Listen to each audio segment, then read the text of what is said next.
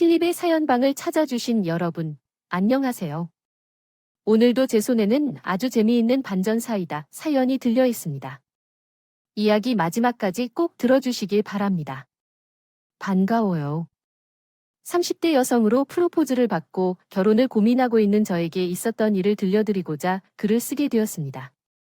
사업가 부모님은 제가 6살이 된 해에 이혼하셨습니다. 아주 어린 나이였지만 부모님은 매일같이 언성을 높이고 싸우셨습니다. 사업을 하는 아버지는 매일 늦게 들어오시는데 술에 취해 오시는 게 마음에 들지 않으셨고 또한 가정을 소홀히 한다는 이유로 엄마가 참지 못하시고 항상 화를 내셨죠. 그런데 아버지도 가정을 위해 희생하는 당신을 왜 몰랐느냐고 말하기도 하며 같이 화를 내셨습니다. 부모님은 서로가 모르는 사이에 미움이 늘어만 가는 것 같았어요. 저는 울면서 그만하라고 말렸던 그날이 하루, 이틀이 아니었어요. 그러다가 부모님은 언젠가부터 조용해졌고 시간이 흐르고 나서야 그것이 이혼 결정이었음을 알게 되었습니다. 어쨌든 제가 장래를 위해 아버지와 함께 살기로 부모님이 정해주셨어요. 그래도 다행히도 엄마와 함께 살래, 아버지와 함께 살래라는 말을 듣지 않았었네요. 아버지는 꽤 능력 있는 사업가여서 제가 누릴 수 있는 모든 것을 제공해 주시면서 성장할 수 있었습니다. 항상 비싼 옷을 입게 해주셨고 음식이나 가사 돕는 이모들도 최고급으로 해주셨습니다. 해주셔서 무럭무럭 잘 자랐다. 부잣집 딸이어서 가능한 일이었던 것이죠. 청소년 시기에는 개인 과외를 받았는데 공부를 그다지 잘하지 못했어요. 중간 정도로 적당히 했던 것 같아요. 제가 똑똑하지 않아서 아빠의 기대에 부응하지 못했죠. 그러나 경기도에 있는 4년제 대학 생활을 할 수 있었습니다.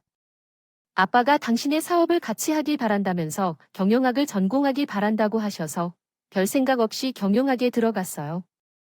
하지만 배워보니 경영학이 재밌었고 적성에 잘 맞아 열심히 공부했습니다. 대학에서 남자친구도 사귀고 많은 친구들과 어울려 재밌게 시간을 보냈습니다. 어느덧 4년의 세월이 흘러 대학을 졸업하게 되었고 군대에 간 남자친구와 이별을 하고 다시 아빠의 곁으로 돌아갔습니다. 사회 처음 발을 내는 곳은 역시나 아빠의 회사였어요. 다른 곳에 갈 생각을 해본 적이 없어서 매우 당연하게 아빠의 부하 직원이 되었죠. 그렇게 아빠가 일하는 모습을 보게 되니 존경심이 절로 생겼어요. 집에서 공주처럼 지낼 수 있는 것이 아주 당연한 줄 알고 살아왔는데 아빠가 온갖 스트레스를 받으시며 일하시는 것을 보니 제가 큰 실수를 하고 살아온 것 같더라고요. 좋은 짐, 비싼 옷, 비싼 음식, 많은 사교육비 등등. 당연하게 받은 것은 아빠의 피와 땀이라는 것을 알게 되자 사무치도록 죄송했습니다. 그래서 내게 있던 일에 성실하게 하며 아빠에게 더 잘해지고자 노력했어요. 휴일에는 평소 하지 않았던 애교를 부려 교회로 나들이를 함께 갔습니다. 이제라도 딸의 본분을 다하고자 하여 노력했고 아빠와의 관계가 좋아지며 대화도 많이 나누게 되었습니다. 특히 아빠의 재혼에 대해 이야기를 꺼내어 새로운 가정을 가시는 것이 어떨지 제안했어요. 아빠, 조금이라도 젊을 때 새로운 가정을 꾀하시는 것은 어떨까요? 세장가서나 말만 들어도 징그럽다. 내가 이 나이에 재혼을 해야겠니? 아빠는 왜 아직 환갑이 아니야? 인생은 60부터라는 말 들어본 적 없어? 아빠는 아직 청년축에 속한다고 할 정도니까 빨리 좋은 여자 좀 만나보도록 해, 서은이. 너 많이 컸구나. 아빠한테 결혼하라는 말도 다 하는구나. 기특하다네. 말대로 좋은 여자가 있는지 유심히 살펴보도록 할게. 그런데 어느 여자가 나같이 재미없는 남자를 좋아할지 모르겠어? 아뇨, 아빠 꽤 유머도 있고 귀여운 면도 있어. 딸이어서 괜히 칭찬하는 게 아니라 객관적으로 맞는 말을 하는 거니까 새겨들어. 요즘 여자들은 나이를 불문하고 귀엽고 유머러스한 남자가 선망의 대상이라고 들었는데 고맙다. 살다 살다 딸한테 연애 코치도 받고 기분이 참 특이하다. 제가 마음에서 나오는 말이 진심으로 알아주셨으면 했는데 아빠는 몇 달 후 여자친구가 생기셨어. 나랑 만나라고 해서 만나봤는데 완전하게 오 마이 가드 그 자체였어. 나는 여신이 나타나서 크게 놀랐어. 그렇게 아름다운 여자는 처음이라고 생각이 들 만큼이었거든. 아빠는 그 여자친구와 오랜 시간 동안 연애를 하고 싶다고 하셨어. 예전에 오랫동안 감성을 느끼고 싶다며 결혼은 나중에 하겠다고 했어. 그래서 저는 얼마든지 원하는 대로 하라고 말씀드렸고 두 분의 만남을 열심히 응원해 드렸습니다. 아버지가 일하는 것뿐만이 아니라 연애를 즐기는 것을 보니 제 삶도 더 즐거워지고 점점 젊어지고 멋있어지신 아버지를 보며 저도 다음에는 아버지와 같은 남자를 만나고 싶다는 생각을 하게 되었어요. 그러나 몇 년이 지난 지금도 남자친구가 생기지 않았어요. 제 기준이 높은 것인지 마음에 들어오는 이성을 찾지 못했던 것인지 모르겠습니다. 저희 회사는 계속 성장해왔고 작은 회사들에게 일을 맡기기까지 일이 더 많아졌어요. 그런 가운데 스타트업으로부터 저를 따내려고 한 젊은 대표와 마음이 맞아서 더 좋은 일을 하기로 결정했습니다. 저는 출신의 남자였지만 아버지만큼은 아니어도 유능하고 똑똑한 사람이었습니다. 게다가 외모도 깔끔하고 세련된 편이었죠. 완전히 제 스타일이었습니다. 물론 고백은 남자 쪽이 먼저 했어요. 제가 그 남자에게 마음이 있는 것을 알아차리고 나서 저희는 29번의 데이트를 했습니다. 저희는 일과 사랑을 함께하며 서로를 더욱 가까이 알아갔죠. 제가 30이 되었을 때 결혼 이야기가 나왔습니다. 남자친구는 자신의 사업이 반드시 성공할 것이라고 믿고 오직 자신만 믿고 결혼해 달라고 제안했어요. 그리고 자기야, 내가 공주로 모실 테니 결혼하면 고생은 끝이야 라고 말했습니다. 나에게 시집을 가려는 고생은 없었지만 무슨 고생이 끝인가? 오히려 자기 자리에 시집들면 고생이 시작되는 건데 그렇지 않아. 에이, 왜 이러냐? 자기도 믿지 않니? 내 사업이 곧 대박이 날 것이라고 자기야. 난 가정을 이루고 성공하고 싶어. 그러니까 우리 결혼하자. 나랑 결혼을 원하니? 진심으로 그래? 당신이 아니었으면 결혼은 꿈도 꾸지 않았을 거야. 그래 좋아. 나도 같은 마음이니까 결혼해보자. 하지만 너를 속이면 죽는다. 그렇게 약속하고 처음으로 예비 시부모님을 만나러 가기로 했습니다. 남자친구는 어머니와 단둘이 살고 있던 저는 희귀한 아들이자 핏불이었습니다. 그래서 쉽지 않을 거라 생각하며 찾아갔죠. 그러나 예상보다 100배 강력한 분이 계셨습니다. 처음 만난 어머님은 얼굴도 평범하고 몸매도 그저 그래요. 하지만 예의 바르게 자랐나 보네. 인사가 예의 바르지 않네라고 말씀하셨어요. 죄송합니다, 어머님. 쑥스러워서 제대로 못한 모양입니다.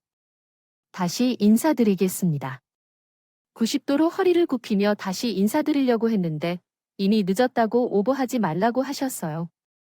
처음 인사드리는 자리에서요. 처음부터 마음에 들지 않아 하셨던 큰일인 것 같은 생각에 휩싸여 목과 등에서 식은땀이 줄줄 흘렀습니다. 제가 현관에서 신발을 벗고 들어가 시어머니가 차려주신 밥상에 앉았습니다. 시어머니께서는 이번에는 집안에 대해 물으셨어요. 남자친구가 저에 대해 언급했다 하여 특별히 준비하지 않고 답변 드렸죠. 제 엄마는 제가 6살 때 이혼하셨고 다른 가정을 꾸리시는 것으로 아는데요. 현재 연락이 끊긴 상태이기 때문에 어떻게 지내시는지 알 수 없습니다. 현재는 아빠와 둘이 살며 아빠의 회사에서 일하고 계십니다. 결국 아가씨는 아버지를 역시 편리하게 살고 계신가요? 지금은 젊은이들이 자격증에 열중하네요. 토익이나 다른 자격증 스펙을 쌓아도 취직이 어려운 것으로 알려져 있어요. 자네는 정말 쾌적하게 살고 계신 것 같아요. 그렇긴 하지만 제가 열심히 일하고 있습니다. 아버지. 낙하산이라는 말을 듣지 않으려고 노력하고 있어요.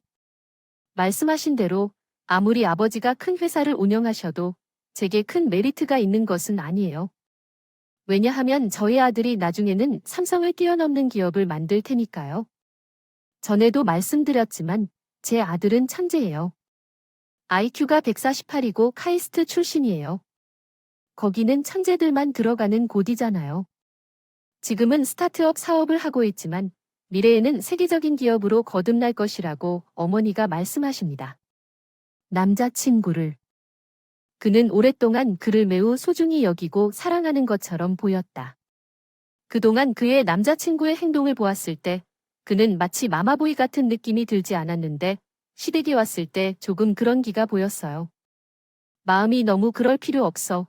나는 세계적인 기업가가 될지 모르지만 벌써부터 며느리를 위협해야 할 필요는 없어. 누가 며느리야? 헤이 마이선, 결혼식장에 들어가 입장하기 전까지는 아무도 모르는 일이야.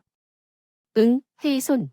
얼마 전에 마음이 미용실에 갔는데 중견기업의 딸이 너한테 마음이 있다고 소개해달라는 말을 들었어. 이게 벌써 몇 번째인지. 아니 너를 원하는 부자들은 널리고 널렸다고. 아무리 그래도 결혼은 나의 사랑하는 연인과 해야 하지 않겠어. 서원은 나의 태양이라고. 아이고, 공부밖에 모르는 녀석이 어쩌다 사랑에 빠져가지고 그 좋은 선자리를 다 마다한 거야? 지난번에는 삼성 간부의 딸이 널 점쳤다 해서 재벌가랑 사돈 맺는 줄 알고 얼마나 기뻤는지 알아. 그런데 결혼하겠다고 데려온 애가 겨우 졸속이 없다는 걸 보니 에휴, 마이선의 퀄리티를 생각하며 얘를 며느리로 받아들이는 건 절대 불가능해. 미션 임파서블 남자친구가 얼마나 인기가 있는지는 모르겠지만 시어머니가 하는 말씀은 다 허풍 같았습니다. 대한민국에서 손가락 꼽히는 기업가의 딸들이요. 그 일에 대해 자랑스럽게 생각한다고 손가락으로 가리킨다는 것은 조금 불편합니다. 그래서 조용히 한 말에만 응답하며 가만히 앉아 있었는데 이번에는 제 젓가락질에 대해 무슨 말을 하셨나요? 젓가락질을 못하는 거야? 아, 나이가 몇 살이야? 무슨 젓가락질을 유치원생처럼 하고 있는 거야? 아, 제가 젓가락질을 못해요. 어머님, 아무리 노력해봐도 안 돼요. 안 되면 끝이야. 되는 대로 도전해야 하는 거 아니야? 이제 보니 끈기도 부족하고 입도 짧은 것 같네. 으휴, 왜 갈수록 마음에 안 드는 것만 보이는지예요? 너 밥을 할 줄 아니? 사실 요리에 전혀 관심이 없었고 또 집에 계시는 가사도우미 이모님들이 음식을 해주셔서 제가 할 줄 아는 것은 거의 없었습니다. 쌀을 씻고 밥통에 밥을 넣는 정도만 할 줄 알았죠. 크게 말해서 밥만 할 줄 안다는 게 전부였어요. 다른 일을 할 줄 아는 게 없었죠. 죄송합니다. 밥을 한다는 것은 초등학생도 할 줄 알고 나이가 30을 넘겼다면 기본적인 것은 해야 하는 건 아니겠어요?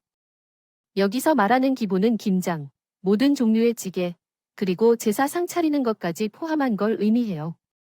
나에게는 이 정도 일을 할 줄 아는 며느리가 필요한 거예요. 그 정도 일이 얼마든지 많은데요. 어떡하죠? 제가 할 줄 있을까요? 아는 게 없어서 큰일이에요. 그래도 하나씩 배워가면서 살겠습니다. 어머님, 어느 세월에 배워서 내 아들 밥을 차려주겠어요? 어휴, 내 팔자야. 재벌가 며느리를 들이면 살림이고 뭐고 걱정 없이 장가를 보내겠지만 쬐깐한 중소기업 딸내미한테 내 귀한 아들을 내어주자니 아까워 죽겠어요. 꼭 바가지 쓰는 기분이라고 시어머니가 자꾸 지나친 발언을 하시는 바람에 제 기분이 나빠졌어요. 누가 보면 찢어지게 가난한 여자가 부잣집에 시집 오기 전에 욕을 먹는 상황처럼 보였을 겁니다. 그런데 저는 남부럽지 않게 잘 살아왔고 남자친구에게 꿀리거나 부족한 게 하나도 없었어요. 그렇게 가시방석 위에 앉아있다가 이건 아니다 싶은 생각이 들었습니다. 첫째야, 나는 속이 안 좋아서 나가봐야 할 것 같아. 긴장해서 체한 것 같으니까 그만 일어날게. 됐어. 에이. 맘 때문에 속이 꼬였나 보더라. 내가 가서 약 사올게. 아니야, 오늘은 그냥 돌아가는 게 나을 것 같아. 나중에 연락할게. 어머님, 죄송하지만 먼저 일어날게요. 식사 감사히 먹었습니다. 새빨개진 얼굴로 인사드렸더니 시어머니가 미간에 주름을 세우며 짜증을 내셨어요. 책어른이 몇 마디 했다고 삐친 거니 이제 보니 속도 좁고 어른을 존중할 줄도 모르는구나. 내가 일어나란 말도 안 했는데 먼저 나가겠다고 하다니 내 평생. 너처럼 예의 없는 어린이는 처음이에요. 그래서 계속하도록 해. 난 내 아들을 재벌가와 결혼시키겠다는 계획이 있으니 내가 가서 다시는 오지 않도록 할 거야. 막말을 듣고 걸음을 빨리 옮겨버려 시댁을 떠난 후 남자친구가 뒤를 따라 나오려고 할 때 제가 말려서 그를 막았어. 혼자 공원에 가서 바람을 쐬면서 화를 풀었어. 시댁의 갑질에 관한 이야기는 자주 들었지만 이렇게 가족을 곤란하게 만드는 것은 드물어. 명문대 출신이고 IQ가 높다고 해서 무조건 재벌가의 며느리가 될 수 있다고 믿는 시어머니 때문에 놀랐고 저에게 마음에 들지 않는 일들을 이것저것 요구하는 것도 함정 같더군요. 지적하고 점수를 매기는 것도 불쾌했어요. 그래서 결혼은 아니라 생각하고 마음을 돌릴 생각을 하고 공원에서 일어나 집으로 돌아갔습니다. 남자친구와 만나지 않고 전화로 이별을 통보했어요. 이유는 말하지 않아도 알 것 같았기 때문입니다. 길게 대화를 나눈 뒤에 끊어버렸습니다. 그런데 남자친구는 이렇게 헤어질 수 없다며 끈질기게 붙었습니다. 전화를 받지 않았더니 우리 회사 앞에서 기다렸다가 저를 깜짝 놀라게 했습니다. 수원아, 왜 우리가 헤어져야 하는 거야? 엄마 때문에 그래? 서운아, 엄마가 나밖에 모르는 사람이라 그래. 혼자서 날 키워서 애정이 남달라서. 그런 이야기를 말하는 건 내게 기선제압을 하려는 거야, 괜히 그러는 거야? 언젠가 친해지면 언제 그랬냐는 듯이 잘해줄 거라고 날 믿어봐. 아니야. 난 재벌가의 딸이 아니어서 자기랑 결혼 못 하겠어. 그냥 잘난 재벌가 만나서 결혼해 자기도 어머님께 효도해야지. 비꼬듯 말했더니 남자친구가 우는 소리를 하면서 길바닥에서 무릎을 꿇었다고 해. 결혼해서 자기랑 나 둘이 살 거잖아. 그래도 명절에는 무조건 볼 거고 김장날이 되면 날 부를 거야. 제사날에도 나 찾을 거야. 그리고 시시때때로 연락해서 시댁으로 부를 텐데 거 말야. 그럼 난 그때마다 듣지 않아도 될 망언을 싹싹 들어야겠지. 요즘에는 100세 시대라고 하죠. 앞으로 40년 이상을 어머님과 함께 살게 될 생각을 하니까 자기 자신에서 온정이 조금씩 떨어지는 것 같아요. 제발 엄마에게는 그러지 말라고 할 거예요. 자기 자신에 대해 비판을 하거나 점수를 매기거나 지적하는 건 그만둬달라고 할 거예요. 아직 한 번 만났을 뿐이잖아요. 자주 하던 말 중에 사람을 한 번 보고 어떻게 아느냐고 사업하는 사람은 사람을 한 번에 판단하면 안 된다는 거 있잖아요. 그런 얘기는 주로 업무를 할 때 하는 말이에요. 또 처음 만나는 자리에서 낯선 사람을 편협하게 판단하는 사람을 가족으로 받아들이기란 어려워. 빨리 실수하더라도 마음이 변하지 않아. 제발 기회를 주세요. 제가 엄마와 함께 할 때 잘하고 싶은 대화로 해결해 보겠습니다. 그래서 마지막으로 한 번 더 엄마를 만나보라는 생각이 들 때 저도 포기하겠어요. 그이가 눈물을 흘리며 애원하고 사정을 설명하는 모습을 보니 마음이 약해졌어요. 사실 시어머니를 배제하면 남자친구는 괜찮은 남자임을 알기 때문에요. 그래서 나만을 바라본 그의 말을 듣고 다음에 시어머니를 만나 대화를 나눠보기로 했어요. 하대하고 무시하는 어조로 행동한다면 헤어질 것이라고 통보했죠. 그러자 그이는 기쁨의 미소를 짓며 어떤 방법이든 시어머니의 태도를 바꿔볼 것이라고 확실히 말했어요. 그래서 몇일 기다린 후 남자친구가 다시 찾아왔답니다. 시어머니가 저에게 한 행동이 심했다는 것을 깨달았어요. 인정했다며 다시 만나자고 하셨어요. 또 제게 많이 미안해하신다고 하더라고요. 그의 말을 믿어도 될지는 모르겠지만 일단 한 번 가서 뵙고 결정하기로 했어요. 남자친구에게 제가 자주 했던 말처럼 사람은 한 번 봐서 알 수 없는 거였기 때문이에요. 시댁에 다시 찾아가 시어머니를 마주했을 때는 많이 달라진 모습이었어요. 저에게 점수를 매기지도 않았고 재벌가 며느리를 보내 만회하는 잡다한 소리도 하지 않으셨어요. 그렇다고 반기거나 사과의 말도 하지 않았어요.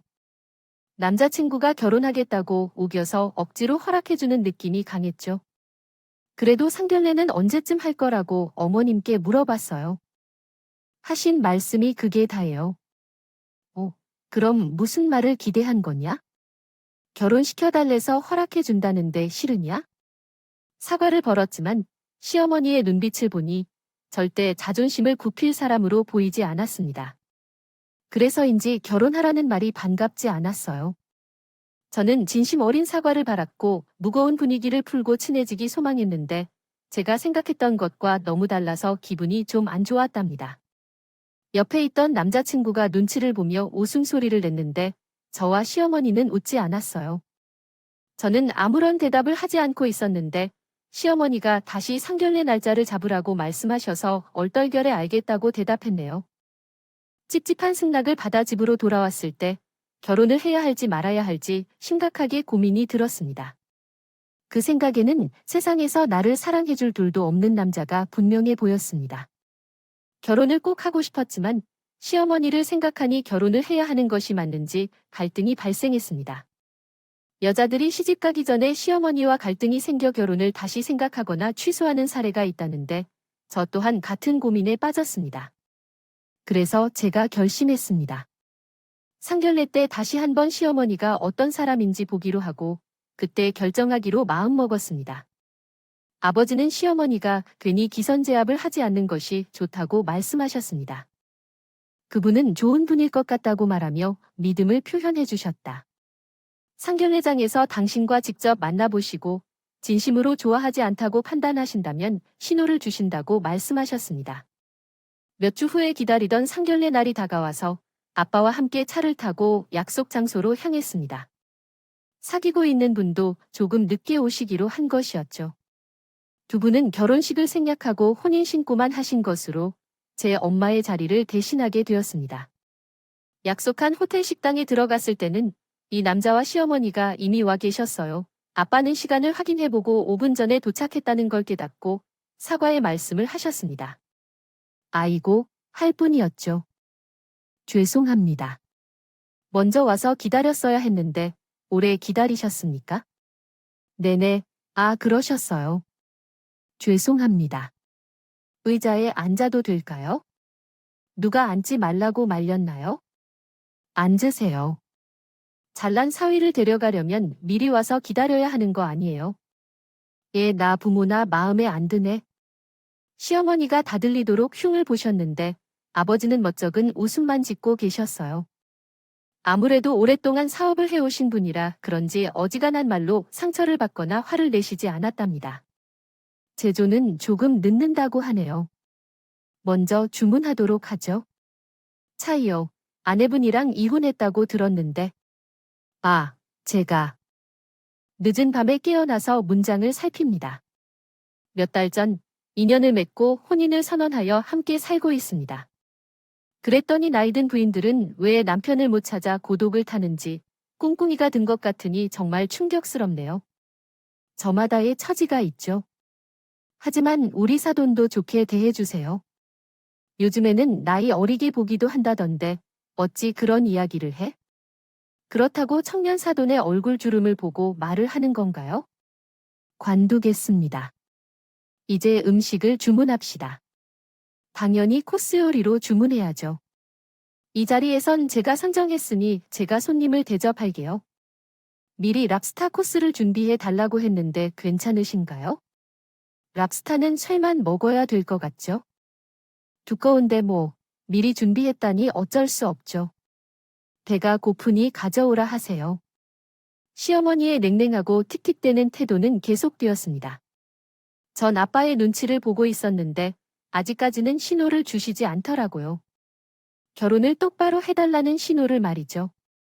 이윽고 식사가 테이블에 오르자 아빠와 시어머니는 잠시 대화를 멈추고 허기진 배를 채웠습니다. 특히 시어머니는 얼마나 맛있게 드시는지 며칠 동안 굶으신 모습을 보는 것 같았습니다. 이에 아빠가 입에 맞아 드시느라고 물었더니 그저 그렇네요. 그냥 배가 고파서 들어가는 것뿐입니다. 라며 퉁명스럽게 대답하고 계속해서 랍스터를 물고 뜯으신 채 맛보셨습니다. 한편 새 엄마께서 연락을 주셨는데 호텔 근처 사거리에서 차가 심하게 막혔다며 도로 위에서 꼼짝도 못하고 계시다고 하셨습니다. 그래서 아버지가 다시 한번 사과의 말씀을 드리셨더니 별 상관없으시니 바로 본론으로 들어가자고 하셨습니다. 새롭게 된 와이프가 꽤 게으른 것 같아요. 하지만 차라리 오지 않는 게 나을지도 모르겠네요. 재혼한 지 얼마 되지 않았으면서 이방인과 다리를 걷는 것도 그렇게 흡족해야 하는 건가요? 그냥 우리 둘끼리 해보는 게 어때요? 결혼에 대해 이야기해보자고요. 그 말씀이셨군요. 알겠습니다. 말씀을 잘 이해하지 못하겠어요. 사돈으로 알려진 우리 어머니. 제가 말한 것을 아시겠죠? 우리 아들이 운영하는 스타트업이 상한가를 달리고 있다는 사실을 알고 계시죠? 그래서 조만간 삼성과 LG를 제치고 앞으로 우뚝 설 기업이 될 것이란 사실도 아시겠죠? 우리 찬우군은 능력이 있고 미래가 밝은 사업가이기도 합니다. 그러니 저도 말씀하시는 것에 동의합니다. 그렇지 않습니까? 그럼 대화가 더 원활해질 것 같네요. 우리는 돈이 많이 없어서 신혼집이나 혼수고까지는 못 해드리겠지만 앞으로 우리 아들이 또 이룰 성취들을 보실 기회가 많아질 테니 그 정도는 해주실 수 있지 않을까요? 사실 아빠는 신랑의 형편을 알고 있었고 그에 맞춰 신혼집을 직접 마련해주는 계획이었습니다. 그러나 시어머니가 하는 말을 듣고 기분이 언짢으셨는지 대답을 쉽게 하시지 않았습니다. 혹시 아빠가 신호를 보내는지 생각하며 유심히 바라보고 있었지만 아직까지는 아무런 눈치를 주시지 않았어요. 잠시 침묵을 지키던 아빠는 부처가 되기로 하셨는지 방긋 웃으시며 신혼집 혼수 예식장은 제가 다 준비하겠습니다. 사돈은 아무것도 신경 쓰지 마세요 라고 대답하셨어요. 저는 속으로 이러면 안 된다고 생각하며 아빠의 무릎을 툭툭 건드리지만 아무런 대꾸를 하지 않으셨어요. 시어머니의 안일한 태도 때문에 내 마음속에 있던 정남이가 우수수 떨어져 결혼하고 싶은 마음이 사라졌습니다. 내 자리에서 당장 일어나고 싶었지만 어쩔 수 없이 그대로 앉아 있었습니다. 아버지께서 찬찬히 계셔서 결혼을 포기하겠다고 말씀드릴 생각이었어요. 시어머니께서는 계속해서 아버지의 위치를 착각하신 채 짓거리며 원하는 대로 말씀하셨어요. 마치 촉을 받은 것처럼 따따따따 소리를 내며 귀가 간지러운 느낌이었죠. 그리고 잠시 후 화려한 옷과 구두를 신은 새엄마가 또각또각 소리를 내며 호텔 식당 안으로 들어오셨어요. 사람들의 시선이 모두 새엄마로 향했는데 모두 입을 벌리고 정신을 못 차릴 표정들이었습니다. 그 역시도 제가 만난 여자 중에서 가장 아름다우시고 예쁘신 분이셨죠. 다른 사람 눈에도 다른 리액션이 나온 거였죠. 그런데 단 한 사람만 새 어머니를 보고 혀를 차며 인상을 찌푸렸습니다. 바로 시어머니였습니다. 새 어머니가 저의 자리에 다가와 인사를 드렸어요. 시어머니는 썩은 표정으로 대답했습니다. 뭐야? 새 장가 들었다는 여자가 이 아줌마예요. 나 참 더럽게 집안이 잡종이네. 참, 코쟁이가 내 안사돈이라니 기가 차서 말이 안 나옵니다. 그러자 아빠가 저에게 신호를 보냈습니다. 검지 손가락으로 제 무릎에 X자를 그렸어요. 아빠가 다른 건 다 참았는데 새엄마에게 인신공격하고 인종차별을 했으니 더는 참을 수 없습니다. 아빠가 신호를 보냈지만 술을 별로 마신 것은 아니에요. 자리를 밀고 일어서거나 시어머니에게 소리를 지르는 것은 아니었습니다. 우리의 카드는 새엄마였어요. 방금 무슨 말을 했는데? 더러운 잡동이 뭐예요? 알아들었어요. 애고고 안 들리게 말한다는 걸 들킨 것 같네요. 안사돈이 한국말을 참 잘하네. 외국 사람이 아니라 한국 사람인가 봐요. 튀기인가 사돈 잡종이 뭔지는 알아요. 모르겠어요. 축이란 말을 알아요. 집안은 튀기예요. 아빠는 분노의 주먹을 쥐고 계셨고 저도 그러한 분위기에서 시어머니를 노려보았습니다. 그러자 새엄마는 제게 모든 것을 맡기는 듯한 눈빛을 보내며 시어머니를 대응하셨습니다. 저는 잡동이가 아니고 튀기도 아니라고 말씀드리고 싶어요. 메커 튀김을 좋아하고 잡동사니가 많긴 하지만 결국 똑같은 사람이에요. 제가 영국 사람이라는 것을 감안하면서 말씀드릴게요. 그죠? 영국에서 한국으로 오인 방법으로 시집 오셨을 거기 때문에 그런 얘기가 나왔나 봐요. 하지만 거기에는 못 살 것 같아. 여자들이 한국 남자들에게 돈을 받고 시집 오나요? 앞으로 사돈을 내 손바닥 위에 올려놓고 가르쳐야겠어요. 한국 문화에 대해서 말이지요.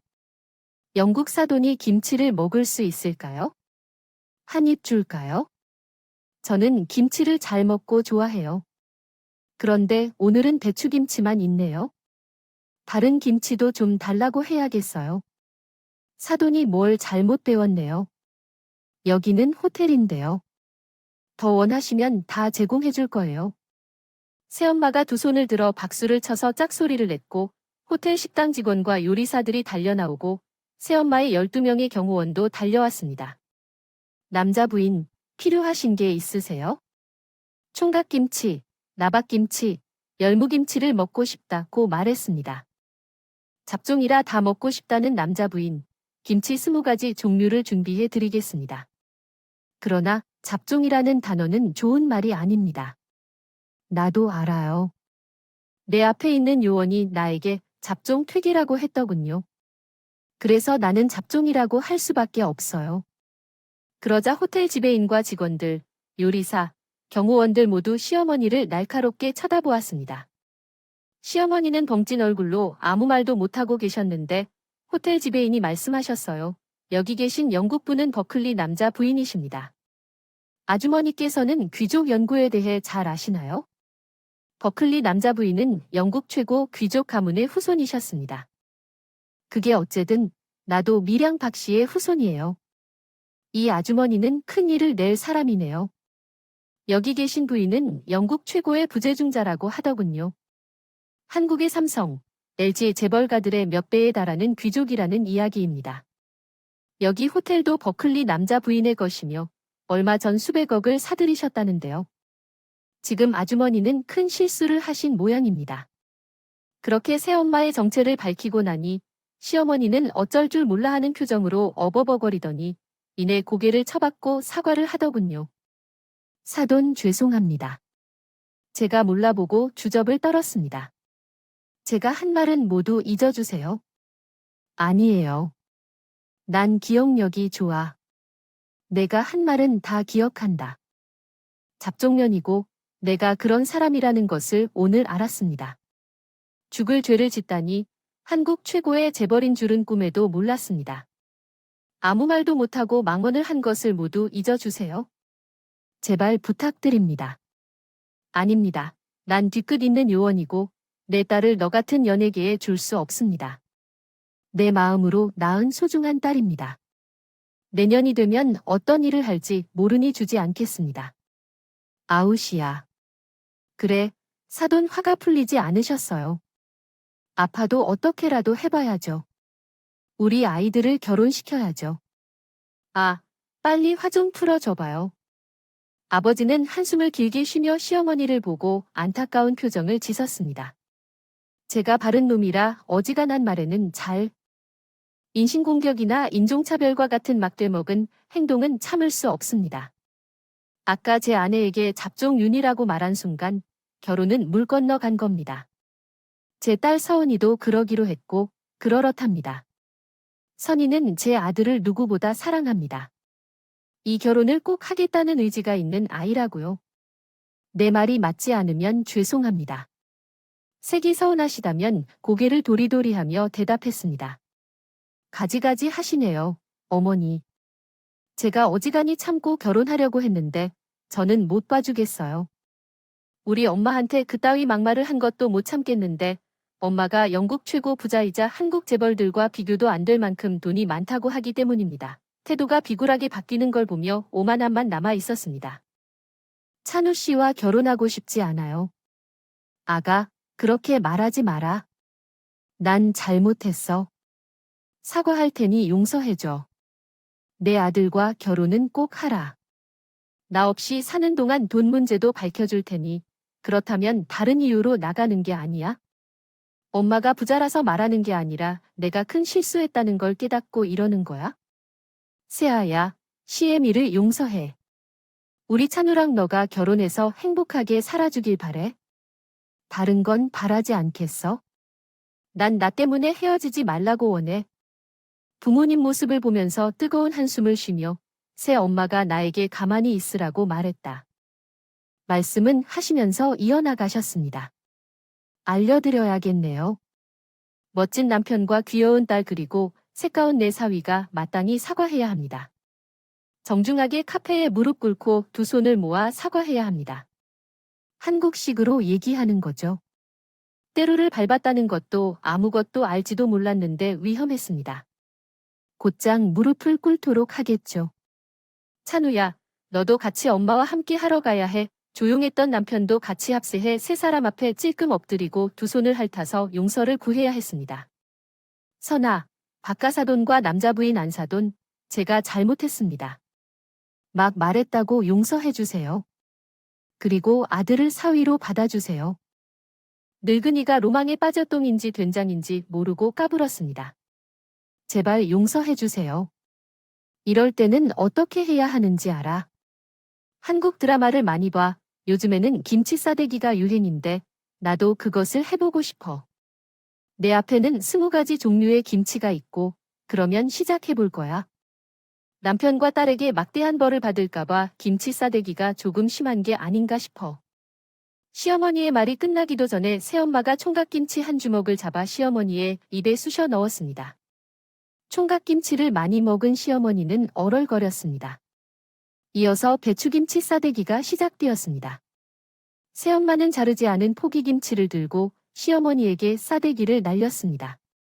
다음은 열무김치, 갓김치, 그리고 깍두기가 있었습니다. 석박지를 차례로 시어머니의 면상을 갈겼습니다. 그리고 나박 물김치 동치미를 시어머니의 얼굴에 뿌려주며 응징했습니다. 김치 20가지 다 날렸어요. 집에는 다음과 같은 재료를 가져다 주세요. 된장, 고추장, 쌈장, 청국장. 잡종료의 얼굴에 바르고 도끼를 제거해야 할 것 같아요. 제발 그만하세요. 지금 충분하지 않습니까? 얼마나 더 해야 하나요? 화가 풀리길 바라는 거예요? 제 화는 풀리지 않습니다. 대신 제 딸이 사돈을 받아들이겠다며 여기서 마무리하겠습니다. 새아는 이미 들었겠지요. 언니가 그만하라고 하면 중단합니다. 이제 그만 용서하고 우리 찬우와 결혼하겠다고 말씀드릴게요. 결혼 날짜를 서둘러 잡고 문을 닫아야 해요. 어머님, 전 찬우 씨와 결혼할 수 없습니다. 어머님과 함께 식구가 되는 것보다는 절에 들어가 비구니가 되는 게 더 좋을 것 같아요. 엄마여, 여자 그만 상 좀 하고 그만 일어나요. 고추장이고 된장이고 처발라봐야 그 아줌마한테 있는 도끼는 떨어지지 않는다고 해어서 가요. 그렇다 그래도 이건 다 처발라주고 복수해주는 게 좋지 않겠어. 이제 막 재밌어질 참이었는데 아깝네야. 사돈 다 좋은 줄 알아요. 된장, 고추장, 떡 맛을 보여주지 못해 아쉽지만 여기서 끝내고 가겠다. 그만 꺼져. 여기 경호원들아, 이 아줌마 치워라 그러자 경호원 둘은 시어머니와 찬우 씨를 한 손으로 들고 호텔 밖으로 나갔습니다. 그렇게 속 시원한 복수를 하고 끝이 나는 줄 알았어요. 그런데 영국의 귀족인 재벌인 엄마와의 사돈을 포기하지 못한 시어머니가 찬우 씨를 앞세워서 우리 집으로 찾아왔습니다. 아빠와 저는 두 모자를 한심하게 보며 당장 꺼지라고 등을 떠밀었지만 새엄마는 가만히 두라며 집 안으로 들인 후 시어머니가 인사를 했어요. 안녕하세요, 은서 씨. 20점 표정, 10점 면상, 마이너스 100점. 너무 못생겼다. 마음이 나빠서 면상에 그대로 성격이 드러나 보인다. 뭐 하는가? 왔으면 들어와야지. 새엄마는 제가 당했던 일을 그대로 돌려주기로 했는지 시어머니가 들어오자마자 점수를 매겼습니다. 첫내 딸에게 젓가락질 못한다고 뭐라 그랬다면서 어디 전에 젓가락질 실력 좀 보자고 했어요. 아, 그때는 제가 뭣도 모르고 나댔거든요. 그냥 철없는 행동이었다고 해요. 퍽 치고 젓가락질해봐. 그러자 시어머니가 벌벌 떨리는 손으로 젓가락질을 했는데 엄마가 수저로 시어머니의 머리를 때렸습니다. 이게 폭락하게 어디서 왼손으로 젓가락질을 해? 너 동수냐 병수냐? 아니, 태어날 때부터 왼손잡이였습니다. 아, 이건 어쩔 수 없어요. 내 딸도 젓가락질 못하는 게 어쩔 수 없었다고요. 그런데 내년이 잡아먹으려고 했지. 죄송합니다. 그럼 제가 어떻게 해야 할까요? 노래 불러라. 젓가락질을 잘하셔야 밥을 먹을 수 있나요? 그 노래를 한번 부를래요. 내가 내 딸에게 했던 일을 그대로 되갚아 불러보세요. 네, 아, 네네. 젓가락질을 잘하셔야 밥을 먹을 수 있나요? 히히. 잘못하더라도 서툴러도 밥은 잘 먹지요. 그러나 민폐를 끼치지 않고 뭐라도 밥 먹을 때 한마디를 했었죠. 너 젓가락질을 못하는 놈이냐?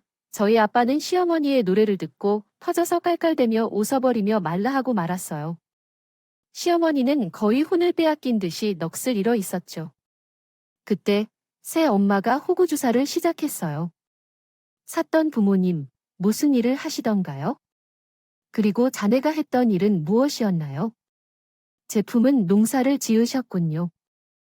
저는 중학교를 졸업한 뒤 계속 노는 삶을 즐겼습니다. 20살 때 시집에 갔는데 남편이 벌어들인 돈으로 아들을 키웠습니다. 그러다 남편이 세상을 떠나자 남편의 보험금으로 아들을 더 키워야 했습니다. 사정이 어려웠지만 그 어려움을 힘으로 이겨낸 적이 없습니다. 그런데 이런 상황에서도 내 딸이 시아버지의 새아내가 되길 원한다는데 자격이 없다고 생각합니다. 점수는 여실 그 한 점, 새엄마는 왜 이렇게 시원찮고 강인하게 대응하는지 모르겠네요. 속이 막혀서 화장실로 뛰어갔다고 해요. 그리고 시어머니는 여전히 저를 시어머니로 받아들이고 찬우 씨와의 결혼을 부탁했습니다. 하지만 이미 제 마음은 다른 곳으로 향하고 있어서 그 남자와의 결혼 생각은 하면서도 싫었습니다. 이에 새엄마가 마지막으로 말했습니다. 자격이 없어서 안 된다. 그리고 내 딸이 아들이랑 결혼하기 싫다고 한다. 그러니 더 말할 거 없다. 나가라. 그러자 시어머니가 짜증내는 얼굴로 말했어요. 아니, 여태까지 빌고 빌었는데 결국 거절한다고요. 실컷 놀려먹다가 그러니까 재밌어요. 너도 내 딸 놀려먹었잖아. 너는 그때 재밌었냐? 아니, 그거랑 이거랑은 다르죠. 똑같다. 뭐가 다르다는 거냐? 에휴, 진짜 너무하네. 이봐요, 사돈. 나 이렇게 비굴하게 굴었는데 이대로 돌아가면 너무 억울해요. 내 딸도 많이 억울했을 거다. 그리고 내 남편도 기분이 안 좋았을 거다. 내 딸도 기분 안 좋지 않겠냐? 그래요. 내가 다 잘못했어요. 어머니가 무언가 잘못되었으니 바로잡아야겠죠. 미래의 대화를 통해 해결하고 결혼을 재개하는 게 좋겠어요. 당신도 마음의 문을 여는 것을 그만두고 용서해줘야 해요. 이에 대해 새어머니가 어떻게 생각하는지 묻더군요. 제가 고개를 저으며 그것이 싫다고 요구했습니다. 냉장고 문을 열어서 기분을 정리하려고 김치나 된장, 고추장을 꺼내서 도시락을 만들어 주어야겠죠. 이러지 말아요. 일단 나가요. 그냥 문 닫고 나가면 돼요. 아니야. 찬우야.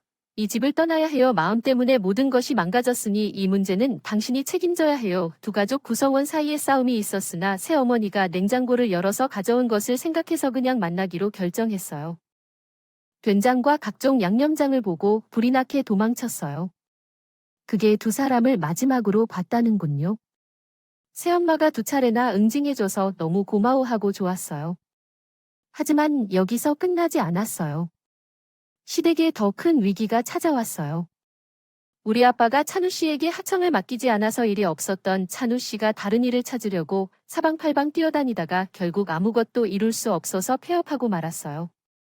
삼성 LG를 때려잡을 기업인이라고 자신만만했던 시어머니는 그 빚을 갚으려고 집을 팔았대요.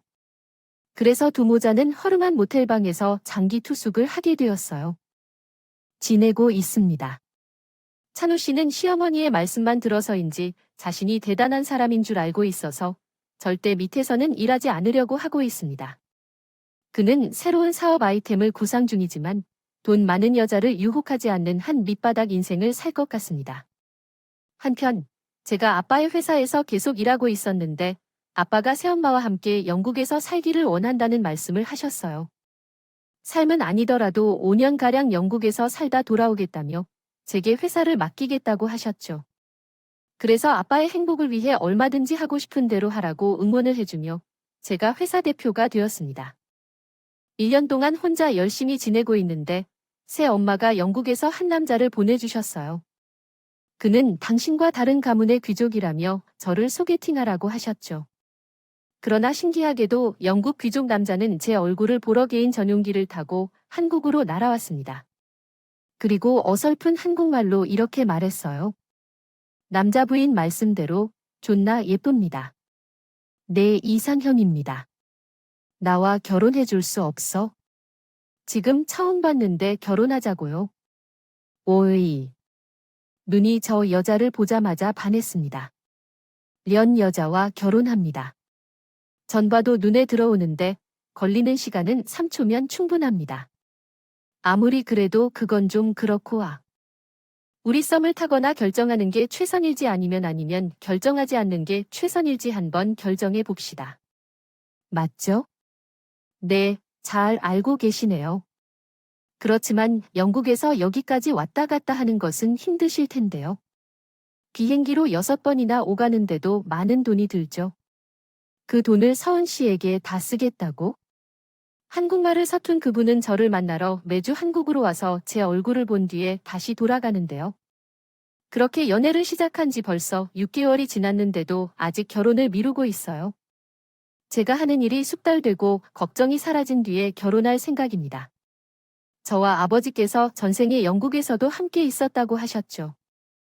귀족분들과 인연이 이렇게 연결되어 있는 것 같네요. 제 이야기는 여기서 마무리 지어야겠습니다. 즐겁고 유쾌한 이야기를 써보았는데 여러분이 즐겁게 들으셨을 거라 믿고 물러가겠습니다. 오늘의 이야기가 재미있으셨다면 구독과 좋아요를 꼭 눌러주세요. 내일에도 여러분에게 재미있는 이야기를 전해드릴 테니 모두 행복한 하루 보내세요. 음악